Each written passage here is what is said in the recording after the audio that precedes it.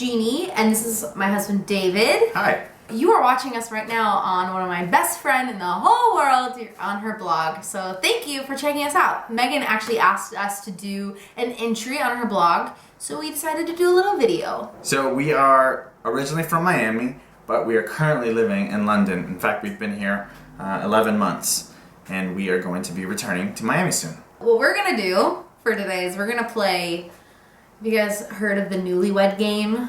We're gonna play the London version of the Newlywed Game. So David and I, we wrote out 5 questions. We both came up with the questions, and we each answered for ourselves, and then we each answered for each other. And we have not discussed the answers with each other. We have no idea what we're gonna say.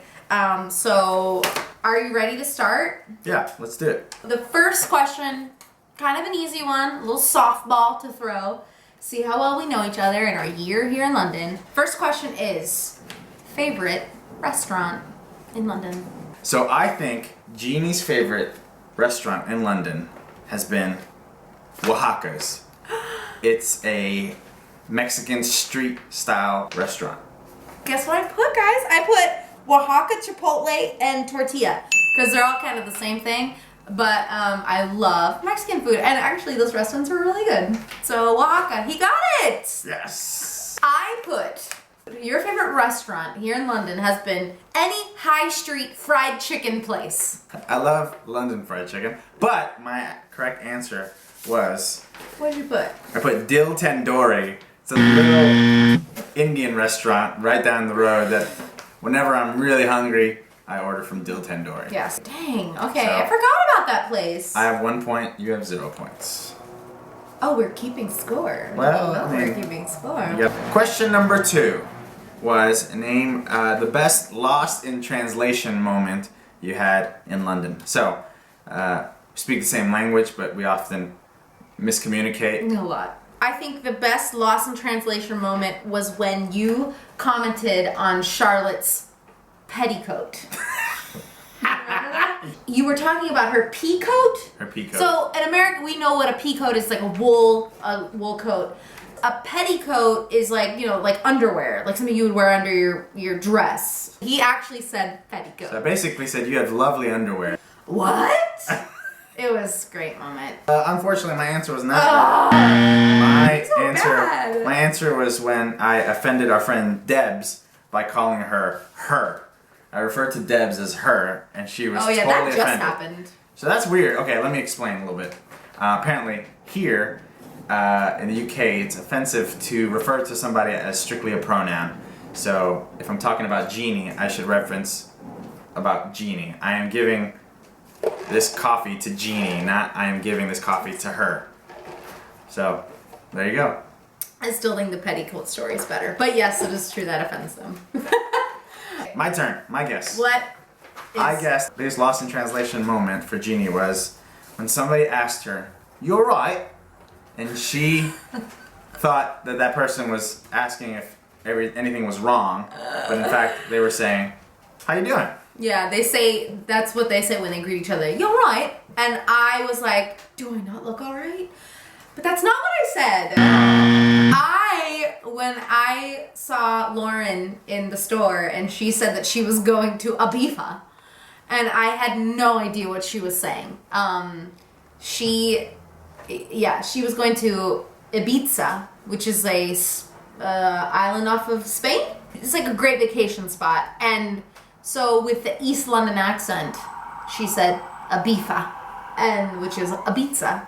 And I had to ask her 3 times what she was saying. 1-0. Okay, question number 3 is favorite British phrase. So I think your favorite British phrase is "muck everyone in." That phrase we heard a guy say is basically to Everybody's just gonna muck in together. I Yeah, was muck like, in together. Ew, Like gather. That's dirty. Gather in together. Gather in a space together. No, I put, which just goes back to the last question. I put, you alright? Ah, well, I think I deserve half a point somehow. Maybe. Okay, you get half a point. Okay, for you, I put, thank you, driver. That's a good one. And I can see why you would guess that because I say it every week. It's not No, I put my favorite one that I was charmed by was absolutely chuffed. I heard a couple people say it. That means like absolutely excited.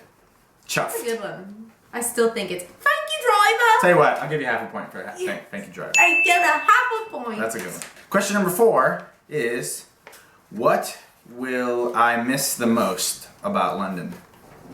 I put for David the museums here in London. We go to them all the time. He goes all the time.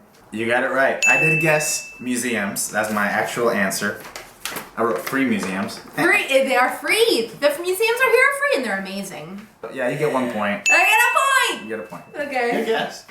Alright, I guessed for you. I think you're gonna miss the artistic scenery, the artistic culture of London. It's very full of arts and music and theater.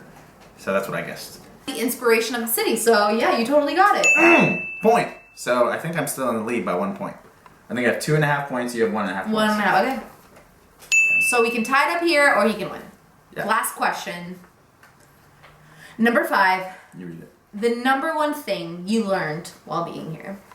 So I think the number one thing you learned while being here is patience because of trains and buses. So you learn to kind of wait on other people's. Yeah, we didn't have timing. a car. We didn't have a car while we lived here. We used public transportation, which is really great here. That's a good answer, but that is not what I said.